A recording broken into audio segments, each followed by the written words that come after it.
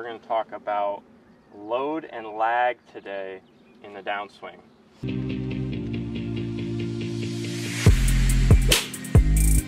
Okay, Milo, so I put out a poll recently to see what topics our viewers wanted to cover more in the future videos, and downswing and transition was a big part of that. Most of them wanted that section. So I think lag is a topic that sort of fits in that mold. Okay. And something we see get asked a lot of. We want lag in our golf swing. We want to create some angles and some dynamics, right? So what is your feeling on lag, and how do we kind of go about achieving lag? It's a complicated one. So my feeling on lag, well, lag is a byproduct, not something to seek after. It's a byproduct of good motion. So if you have good dynamics in your swing, you will generate lag. Okay. That's basically. So when I hear that, I immediately think, okay, so he's saying there's more to it than just our hands and arms. Am I understanding that correctly? Yeah, it's a full system thing. The hands and arms are the lever system. But if I want to have this lever be transported correctly, I have to input the power into it correctly. So if I swing this back and I input the power from the outside of my swing in, it's reversed and I will not have lag. But if I input the power at the right time, so while the club and my torso is still stretching, my lower half begins to go the other way and the pivot just continues, then I will have lag. So that's why I say load and lag. And one term you always say is toe. So the analogy you've used before is with a boat and a water skier. So talk us through that analogy. You know, between the boat and the water skier, there's a rope. We want to make sure that that rope doesn't get slack. Right. So as long as that boat is accelerating and keeping turning, you will have slack, or there won't be any slack in that rope. And I can hang back and chill. And that water skier is going to get whipped. That water skier is going to fly.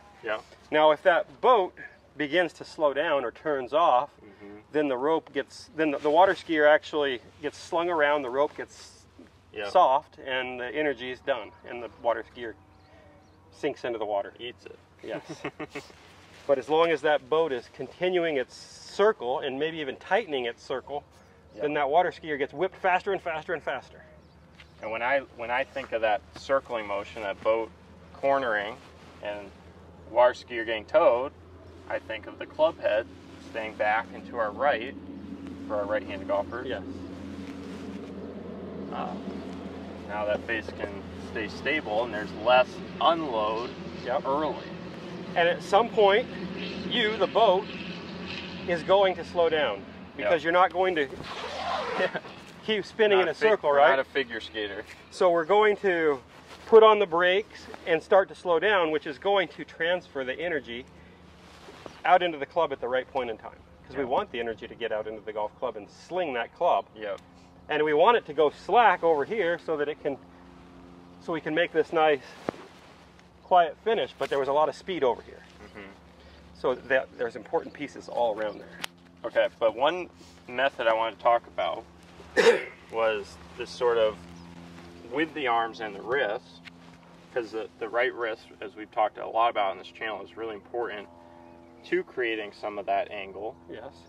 And then matching that up with our pivot.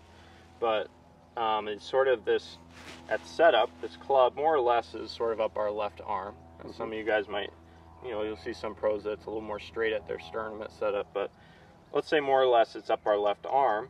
So sort of a straight line, right? And then making an angle eventually in our golf swing where this left arm and club are more or less sort of at 90. Right? Well, at address, they were probably at like 45. So you've grown that, that radial hinge has grown some 45 more degrees. And it's dependent too on your grip, but as you've probably seen on our channel, we prefer a little stronger left-hand grip so that the wrist is going to move more in that fashion with that stronger Left hand. Yeah, and I want to bring up something. So, how variable are left-hand grips amongst elite golfers? I would say there's basically a full 90-degree variation in left-hand grips from what I've seen on the tour. Yeah. So you've got guys who grip it like this and guys who grip it like this. That's a full 90 degrees difference. So if I'm talking about what the left hand does, well, there's a huge variation. Well, I think it's so glad you brought that up, because everyone at home, they're watching us talk about, you know, what the left hand might be doing, and they're thinking, whoa, wait, my left hand can't do that, right? Because you said there's just such a disparity. That's why we really like the right hand. I talk about the right hand significantly more because the variation amongst good players' right hand grips is pretty small.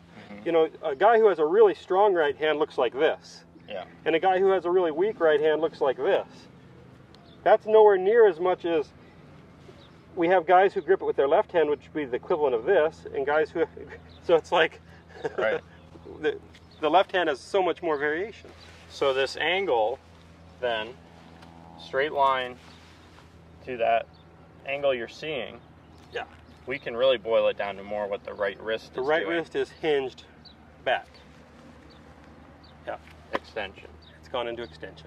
And that is really just, if I put my palm straight up to you guys, it's knuckles going back towards the forearm. Yep. It's not thumb going back towards the forearm. No. That's more radial. It's this. Now when we start, you can see my fingers are hanging down more than my wrist is. That's how my grip starts. By the top of my backswing, my fingers are back straight, but they're back. So I've gone some amount radial and some amount mostly extension. Really difficult to extend. I can't extend without going into radial. So naturally or without getting rid of this ulnar. So naturally what happens is I go there. Yep. So I don't even think about this part of it. All I think about is getting my wrist to do that. So let's take it to the top. Let's load it. Let's load the angle with our turn in the backswing. Now you got pretty much maximum set here, right? Pretty much. It may be a little bit more in transition, but it's pretty maximum. Yeah. So from here to lag it, what are you doing? So I felt more body. I didn't feel a pull down. I didn't feel a sharpening of the angle. No. It felt like it just sort of stayed as this went. I started unwinding from my pelvis, and that pulled my chest along, so I went boom. So this structure, more or less, is sort of maintained from the top all the way to what? What would you say? Club parallel to ground? Before it might start unloading a little earlier? I think it probably starts unloading between left arm parallel and club parallel to the ground. In reality, what do I feel? I feel like I never unload it. I feel like I just relax, turn, and allow the energy to go. I just let it out. I don't hold on to it. I also don't push it. Just let it out. Okay, so load and lag, it's not so much about creating angles with our hands and arms and creating a lot of tension, right? So more or less a softer approach using our pivot can create some of those dynamics we're looking for. For sure. Okay, I guess we got to hit one, huh? I guess so. How are we going to do it? How about we set that angle and then show one slowly where you are maintaining it with that towing pattern. Okay. Like the speedboat. So take us for a ride. So I set the angle first? Is that what you want me to do? If you want, sure. That's a drill we've done before. Set the angle first, turn, slow motion, toe, toe, toe, toe, into the ball.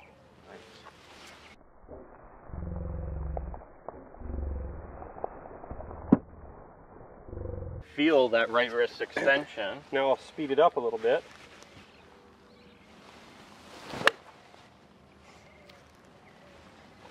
So that club really is always sort of feeling soft and to your right. Yeah. It's feeling heavy more or less. Naturally it goes to my left on its own, but I don't push it over. You don't try to make the person being towed win the race. We got to keep them being towed. Exactly. Okay. All right, guys. Well, I hope you guys enjoyed this video on load and lag and sort of towing the club head. It's a topic that we'll be covering more on in the future and something we've covered before as well. So make sure you subscribe to the channel and check out milolinesgolf.com, and we'll see you guys next time. Awesome.